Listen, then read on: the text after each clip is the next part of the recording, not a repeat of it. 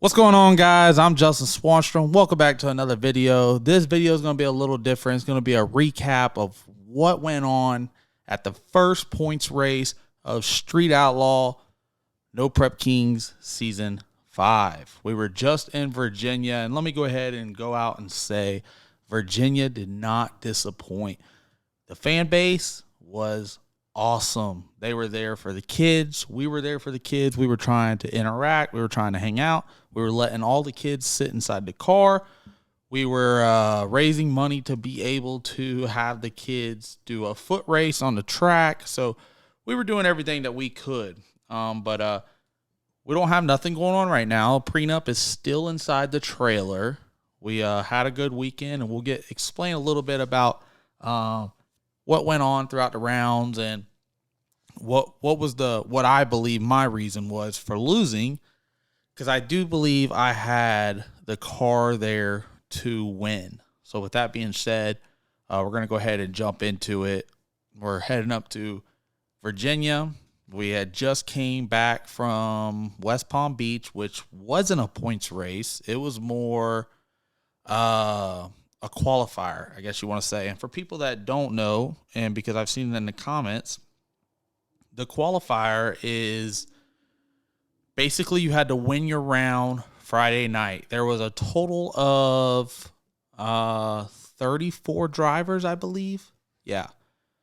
34 drivers went to West Palm Beach, and 17 of them were going to win Friday night, and 17 of them were not going to win Friday night. Luckily, we were one of the 17 that won, so we ran that race there. We got it all the way down to the semifinals, and Kai Kelly took us out. So that, with that being said, we were already established in the race for Virginia. The other 18 through 34, 35, whatever it is that showed up to Virginia, they had to race their way in to make it a 32-car field when we got in Virginia. And they will continue to do that every race as people that aren't up in points and fall out of points, or you got people that are tied, they will take the top 24 in points at every race. Number 25 to whoever, however many show up, if it's, to number 36, if it's number 33, whatever it is, them drivers will race Friday night at every event to make it a 32-car field. So we were automatically in because we won our first round. We went to the semifinals. We did well. We just lost to Kai Kelly. Everybody knows the rules changed this year.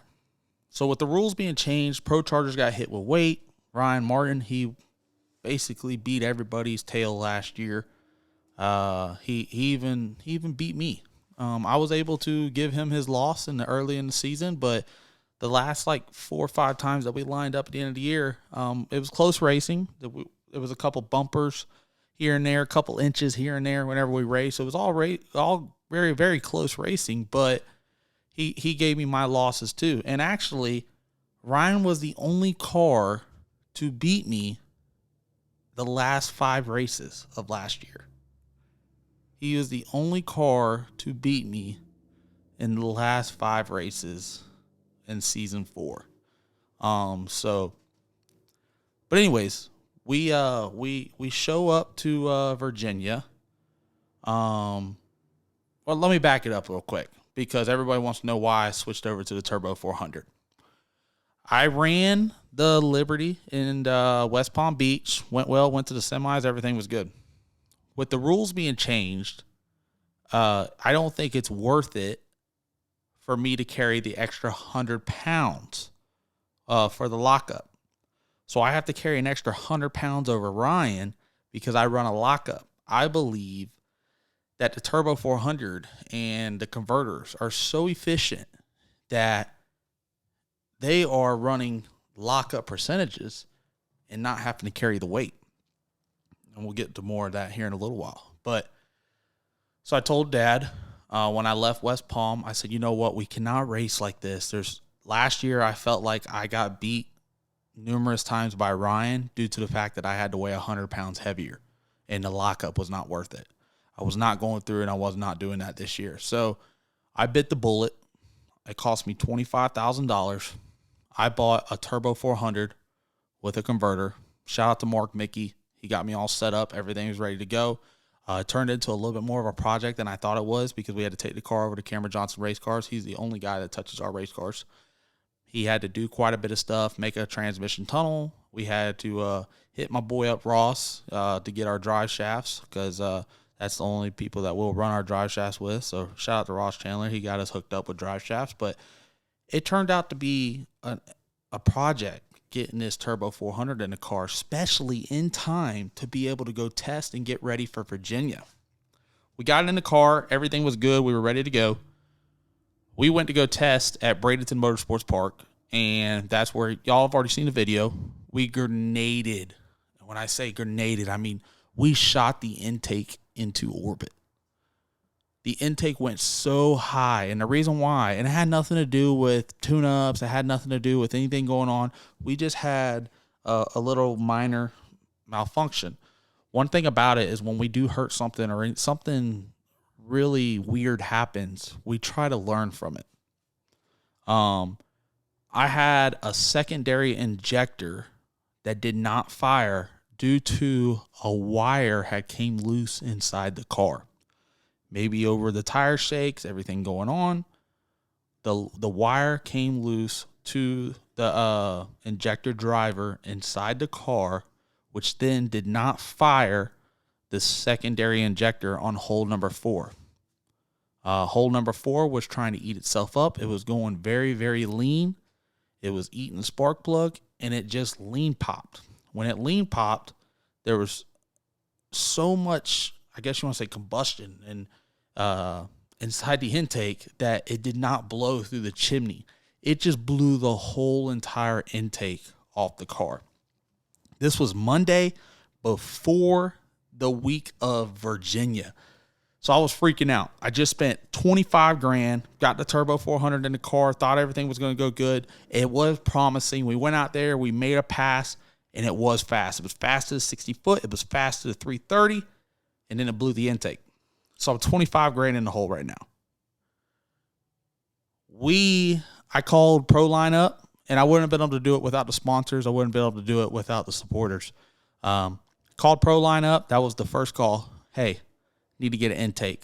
I need to show up in Virginia. And there was a possibility, and there was a thought that we were not going to make Virginia. And I told Dad, we just busted our tail in West Palm. We won our race.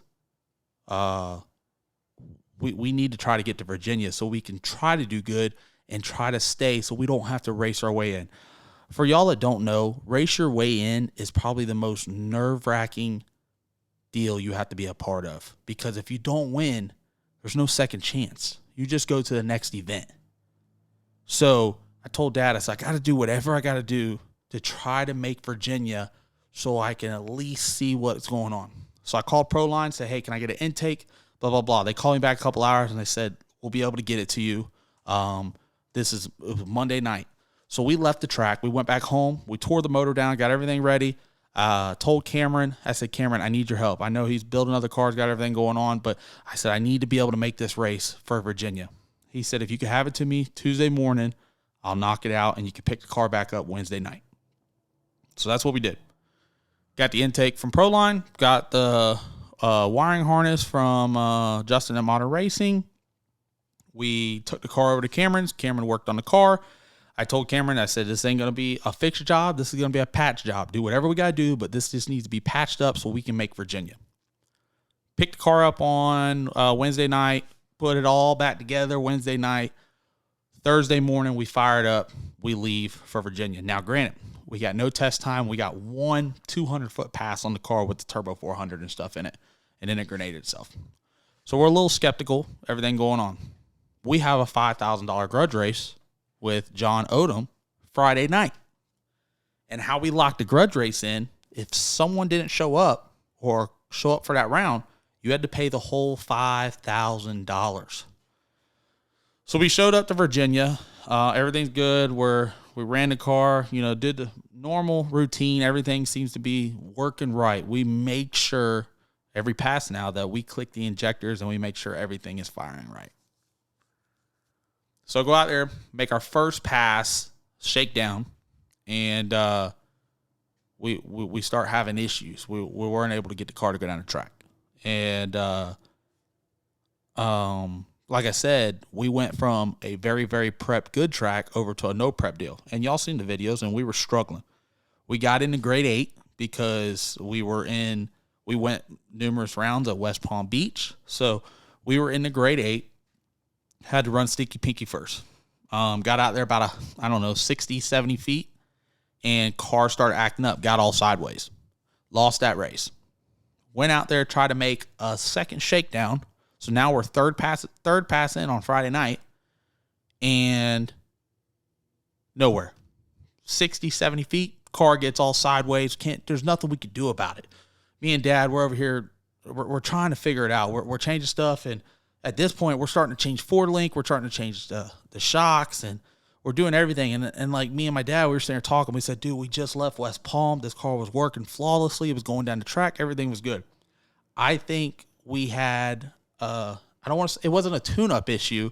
It was more of a power management issue. With the 400 and the non-lockup, it acts so much different than our lockup setup with the Liberty. At this point, we had to go run John Odom for $5,000. Like I told Dad, we couldn't not show up. We couldn't back out of it because I would have to pay him $5,000. So I told Dad, I said, whatever, it is what it is. We made 3 attempts. We haven't made it down the track. We just got to see what's happening. Go up there to run John Odom. They had been running good. That's the new car coming out. They wanted to run that race. And so we go out there, and y'all seen the pass where we're all over the track. I left the starting line. Again, it gets to about 60, 70 foot, and the car just does what it wants to do. It is so violent inside the car. You see me going right. You see me going left. I get over there closest to the center line. And as a driver, I've made so many passes in prenup. I was definitely putting her on edge. And I kept looking over, and I didn't see John, so I stabbed the throttle. I'd look over again, I'd stab the throttle. I'd look over again, I'd stab the throttle again. And I was just trying to make it to the finish line. That's all I could think about. That's all I was trying to do because I needed to get that $5,000. I've seen a lot of people on the internet, oh, he was borderline wrecking his car, blah, blah, blah. Well, I needed to. I was $25,000 in the hole. I just turned around and spent another $20,000 trying to get everything here, intake parts, Cameron, everybody. So now I'm $45,000 in the hole in 2 weeks. Dude, that hurt me a lot. Hurts my pockets. I won't ever lie to y'all. I mean, that hurt to be able to spend that kind of money. But I knew there was fans that spent their hard-earned money and took time out of their day and their lives to come meet us at Virginia. So I told Dad, I got to do whatever I can try to do to be able to make it to that race. So we went out there, ran that race. You seen us. We were all over the track, got that win. It wasn't nothing to celebrate about. Down there at the other end of the track, there was no, hey, blah, blah, blah, just gapped you. I was just excited to be able to get that win because I was trying to get as much money back as I could. That was the whole point of going to this race and then moving forward, hopefully winning the race and trying to recoup some of the money. I made a post, and I said from January 1st to this, I think it was April 20th at the time whenever I made the post, it says we have spent $57,000 in maintenance on prenup, which we have. I have spent, I have spent $57,000 on the maintenance for prenup. If that's parts, trying to get stuff ready, getting extra spare parts to put in a trailer, but it's quite a bit of money. And I was sick to my stomach when I had to spend not only $25,000, but turn around and spend another $20,000 to get the car ready. But I was glad to win that race. Me and Dad, we argued all Friday night. We were trying to figure it out. I was so, and listen, me and my dad were a great team, but at that point in time, I was trying to do whatever it took to be able to, and he was too. I'm not taking that from him. He was too, trying to do whatever we could to figure out what was going on with the car. So my dad, about 3 a.m., wakes me up. You know, we got a race the next day, and there's no more test passes, none of that going on. He wakes me up. He goes, I figured it out. I got it. I said, okay, we'll put it in the car. Let's hopefully this first round, everything's good. I went up Saturday, ran our race, everything. I go up there, I draw chips. I draw Dominator. Everybody knows Dominator from the 405. Very fast car. But go out there. And Dad said, listen, all you got to do is just cut a light, get out in front of them. I guarantee the car's going to go down the track, and you'll get this win. So I went out there. I went to go draw chips. I got Dominator. We're going up to run our race. Anytime I run a turbo car, y'all seen it in the past, run Robin Roberts, Jeff Lutz, anybody. I set my first bulb. I let them set their first bulb, and then I will sit there and let them build boost. I understand some of the races we go to, some of the tracks, it is harder for the cars to build boost, but I will never be the person that will try to hang someone out. That if they're over there building boost, I'm not going to burn them down or anything like that. And I tell them in the beginning, I said, listen, build your boost, go in. I'm going to roll in right behind you. I want a clean race, just like anybody else. So I went in there. I set my bulb. I let Joe Dominator set his bulb. And I sat there and waited, and I waited, and we kept waiting. And I was like, in my head, I was thinking, well, maybe he's waiting on me to go in. So then that's when my dad got on the headset, and he said, go ahead and roll into the second bulb. So I rolled into the second bulb. I did not know that his car shut off over there, and that's what happened. His car shut off while he was in the first bulb, and he tried to fire it back up and build boost, but he timed out. Once a second bulb is lit, you have 7 seconds to get the other car into the second beam. If they aren't in within the 7 seconds, the tree will come down. The driver is red light, and the other driver automatically gets a win. So when I seen the tree come down, I went and got on the brake, and I made my pass. We made it down the track for the first time. It wasn't the fastest, but we were able to go down the track. Dad helped it out, did whatever he had to do out there at that 60, 70-foot mark, and we made it down the track. Come in for second round. We show up for second round. I'm just grateful to be able to win first round. Like I told my dad going into that race, I don't want to race my way in. So if I can get past first round, that gives me enough points to be able to be in the race for the next race at Maple Grove. That was our goal, was to win the first round. We know we have a jacked up car. We know it's not running good right now. Win this round, and you're automatically in for Maple Grove. You don't have to worry about it. We'll go back home, we'll test, we'll do whatever. So we win that round, everything's good. We go up for second round chip draw. I told Dad, I said, you know what? We made it down the track. Let's see if we can go a little bit faster down low. And if we win this round, we are in the top 8. That means we are in the grade 8 race. So win first round, automatically in the race for Maple Grove. You win the second round, you get to be in the grade 8. People that don't know what a grade A is, grade 8, they got rid of team attack this year. So what they're going to do is they're going to take the top 8 drivers in points, and they will bash it out every Friday night. So you will run against the top tier guys in points and girls every Friday night. So I told Dad, I said, we got past first round. We're automatically in. Don't even care what happens at this point, but we made it down the track. Let's see if we go a little faster. If we can win this round, we are in the grade 8 for the next race. Another chance to run for $15,000.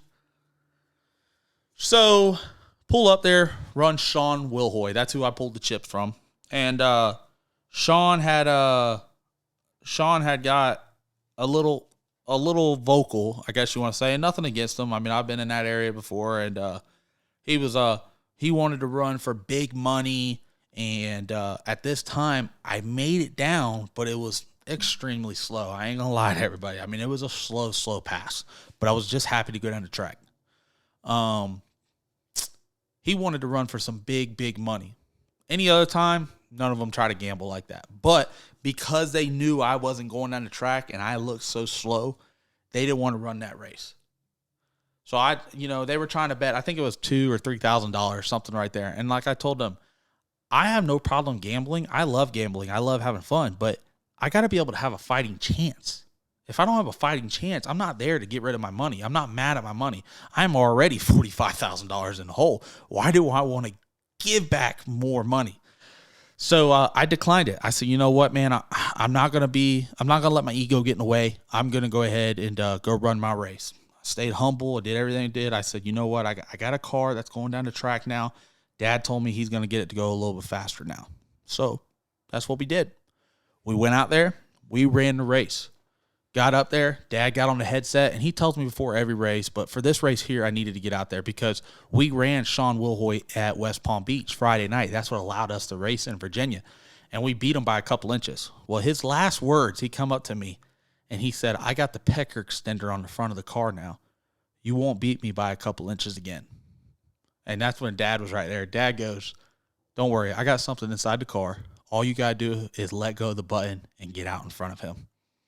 I said, okay. Didn't ask him what I was going to do. Don't care. Not a big deal to me. I need to go do my job. Got out there. We both set the beams. He goes in, sets a second bulb. I rolled in right behind him, and I killed him on the tree. I mean, completely killed him on the tree. I was gone and out of there. Looking at the GoPro footage and everything in it, I put a half a car length on him at the other end.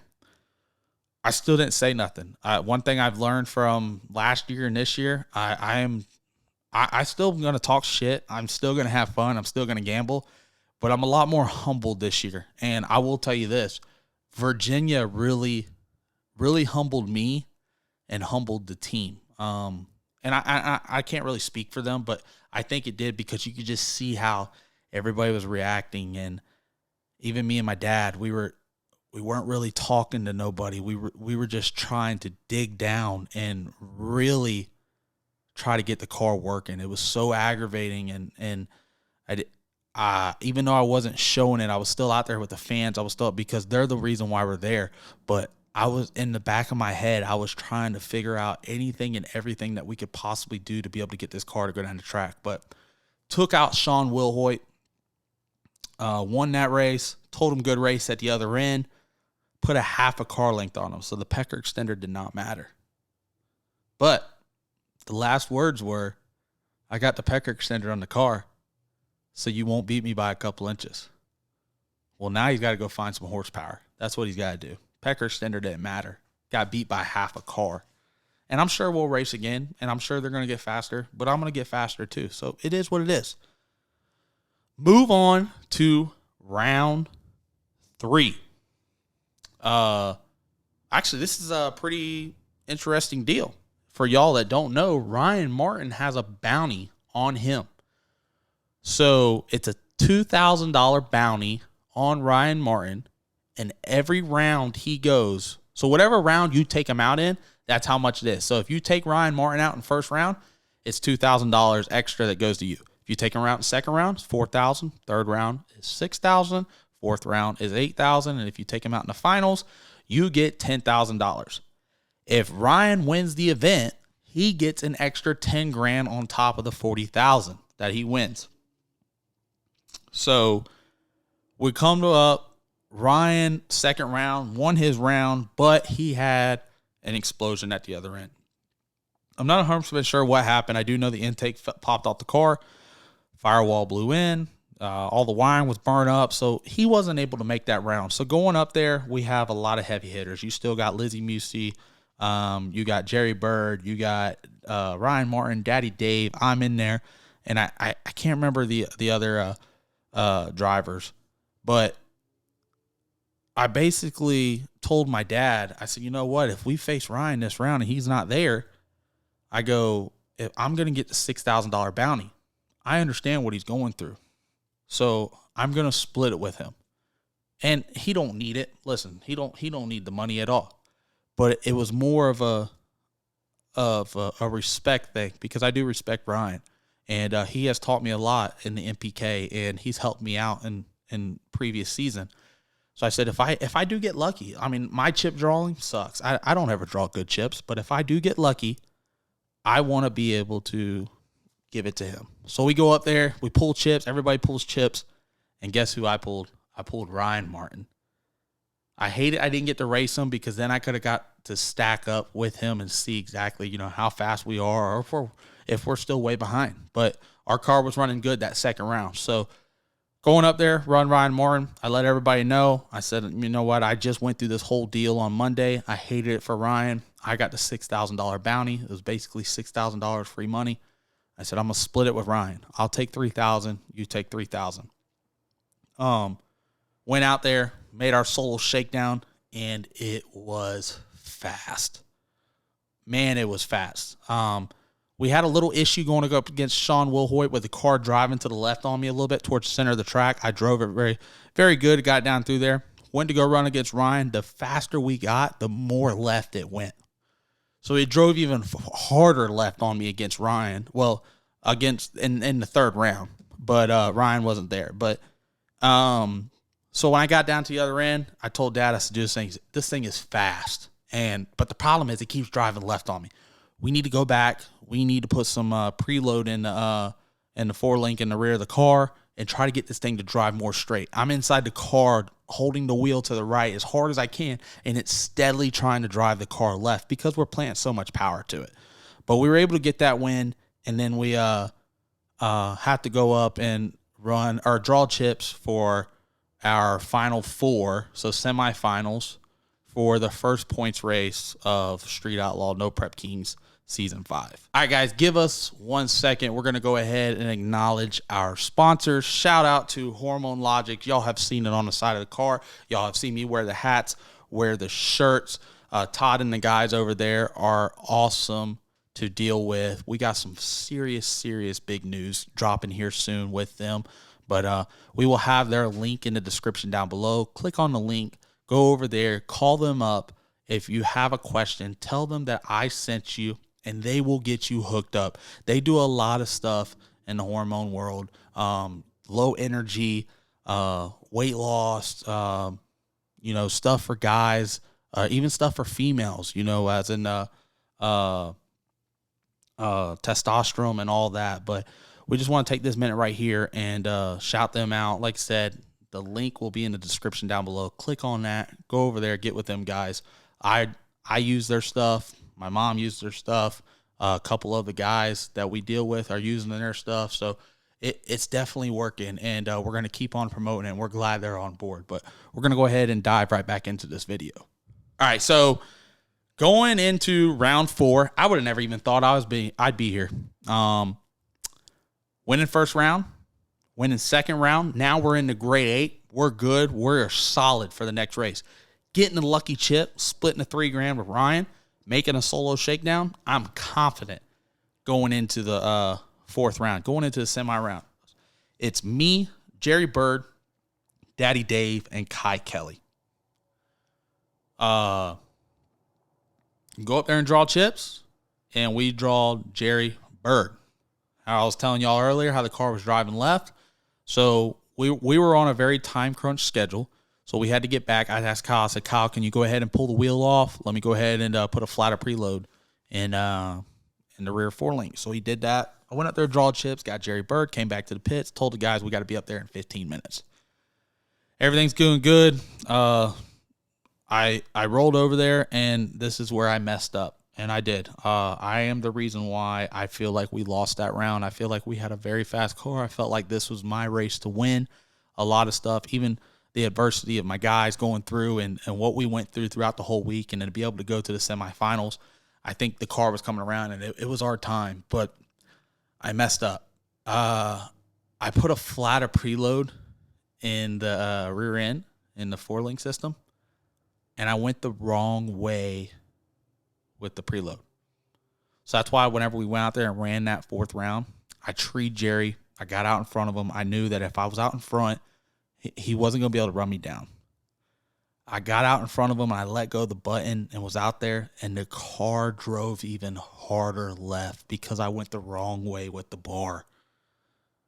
And I tried to drive it as far as I could. I wanted that win so bad. I was trying to drive it. I was so close to the wall. I finally had to lift because one thing I've learned is, lift and race another day. But it burned me on the inside, not even for me losing, but for my guys losing too, because we busted our tail and worked so hard to get everything working right. And for me to go the wrong way on the bar to let the car drive left. I had second thoughts. I said, you know what? I should have never even touched the car. I could have just kept driving it the way I was driving it. But Dad was getting after it faster and faster every round. And that round there, he was even getting after it faster. And the more power was planted, the harder it was going left. And that deal there, that was probably the fastest pass we were going to make.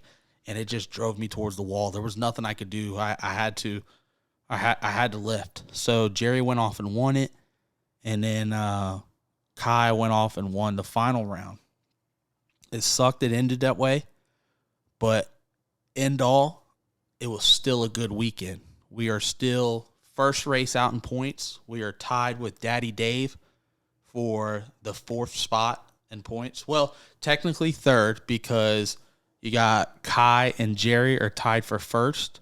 Ryan Martin is in 2nd place. And then you got me and Daddy Dave, which is tied for 3rd or 4th, however you want to look at it. So we're up in points. We go into Maple Grove.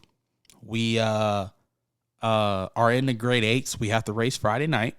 We are in the Invitational, so hopefully we can keep parts, everything working good on the car. We are going to test these next couple weeks, get the car ready. I think we're moving in the right direction. The car's running good, so we're going to go ahead and go test, get it all ready, get ready for Maple Grove, run the grade 8, and run the Invitational. Last year, when I went and ran at Maple Grove, that was the race that Chuck jumped on me and took us out first round. So going back to that race this year, hopefully we have a lot better outing. I think the car's running good right now. I think everything seems to be working. So hopefully we show up, and with a little luck on our side, maybe we'll win the grade 8. Maybe we'll go run some rounds, and we'll go from there. But we won't know until we get there. We're going to do more things like this. We're going to do more recaps of what's going on. Hanging with the fans in Virginia, that was amazing. Even after losing, there were so many fans that came over to the pits and just wanted to hang out. Granted, we had music playing and we were having fun, but the kids were dancing, the adults were having fun, hanging out. People were coming over, they were wanting their stuff signed. We had lines lined up for merchandise. So thank you to every one of y'all out there that helps support this deal and keeps this thing going. 2 years ago, whenever I drew Swangang up in my bedroom, I was laying in bed and I drew it up. I would have never thought that it would make it this big and the brand would get this big. So I do want to thank each and every one of y'all that buys merch. And if you can't buy merch, I 100% understand. Just keep liking these videos and keep sharing these videos, and let's keep on growing Swangang as a whole. I look at y'all as a family. And when we go to these events, when we go to these states, and you ever see me out in public, come hang out, come have fun. You see me at the track, always come over. No matter what we got going on, we are there for y'all. But that's going to end our little recap. We're going to do more of these. We're also going to bring my dad on, too. He's out working on a job right now with Slinky, my brother, and Big Daddy Brian. So he wasn't able to be on this one, but that is going to be our Virginia recap. We are also going to take the podcast of Swan Talk on the road. I'm going to try to get hooked up with drivers. I don't know who's going to help and who's going to try to be on it, but I'm going to try to get some very, very high-end drivers to do a Swan Talk podcast. So make sure y'all are subscribed to this channel. Turn that bell notification on so we can bring these videos out to y'all. We're testing next week. We're going to see what prenup does, and we're going to get ready for Maple Grove. Right now, if you're watching this video, you can go over to our website, www.justinswanstrom69.com. Merch is live. We also got new hats on board. We got new shirts. Everything is live. So go over there, wear your merch, wear it proud. And hopefully, if y'all are coming out, come out to Maple Grove, come hang out, come have fun. I'm Justin Swanstrom. I know this video had nothing to do with the race car, but that's just because the race car is in one piece and it's sitting inside the trailer and it's ready to be tested. Well, there's nothing that we have to do with the car. I know a lot of people have been talking, oh, you've been opening the motor up a lot here lately, because we were just testing stuff out. We were checking things over, doing maintenance stuff for it. I mean, this racing here has turned into a whole nother ball game. I mean, there's a lot to it. That's the reason why Ryan Martin's on top, because they keep up with maintenance. Him and Javi, they got it going on. And Kyle is my right-hand man. Kyle is my mini hobby. So shout out to Kyle. Love Kyle. He helps me out a lot. He's got it going on. And I think we're really going to do big things this year. It's just got to see how it's going to play out. But as of 2 races in, fan base has been amazing. The races have been amazing, and we've been to 2 semifinals. So we just got to keep on putting in the work and see what we got going on. So I'm Justin Swanstrom, and I will see y'all at the next video.